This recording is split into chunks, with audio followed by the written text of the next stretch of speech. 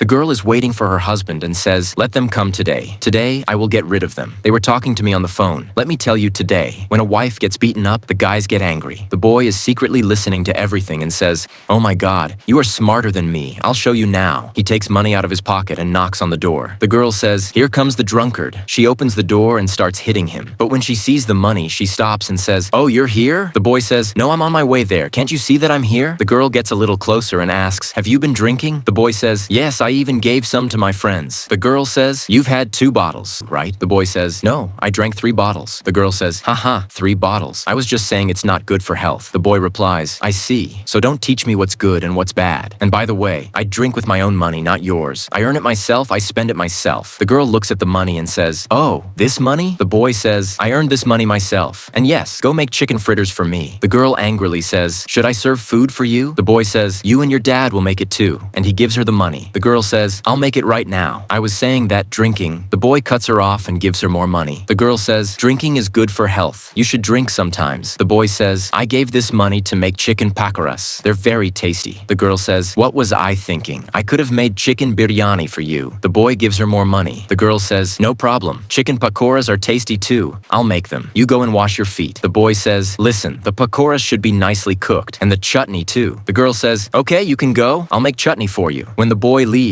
the girl says, oh my God, I'm having so much fun today. So much money, so much money. And then she leaves. The boy is sleeping. The girl comes and says, hey, Kumbhakaran, wake up quickly. You have to go to mom's house. She has invited you. The boy says, why do I have to go? The girl says, my mother has called you for dinner. Come on. The boy says, but I called you, didn't I? And anyway, it's time for my office meeting. The girl says, hey, you stupid. I've been watching you. You've been sleeping like Kumbhakaran since last night. Now, when I ask you to go to my mother's house, suddenly you have a meeting? Don't talk too much. Get up and let's go. I won't accept excuses. The boy says, I'm not making excuses. You must be making excuses. And I have a special meeting with a foreign client. The girl says, this is my final decision. Get up and let's go. The boy says, this is my final decision. I won't go if I don't want to. The girl says, all right then. You know my dad is Punjabi. So along with dinner, there will also be a talk about packing boxes. The boy immediately picks up his phone and says, hello? I won't come to the meeting. Cancel the meeting. Why are you still standing? Let's go. The girl says, weren't you having a big meeting just now? Now you want to go? Okay then, change your clothes. The boy says, time is passing. It's just a matter of time. Get ready quickly. The girl says, oh, you always get up and walk like this. I can't go like this. I'm changing and coming. The boy says, why do you need to change? You look so pretty, just like my red fairy. Come on, let's go. The girl says, your sweet talk won't work here. I won't go like this. I will change. The boy says, how can I not go? My mother-in-law is waiting for me. Let's go. I'm talking about the bagpipes and you're refusing to go. And the boy forcefully takes her. A like is deserved for these two.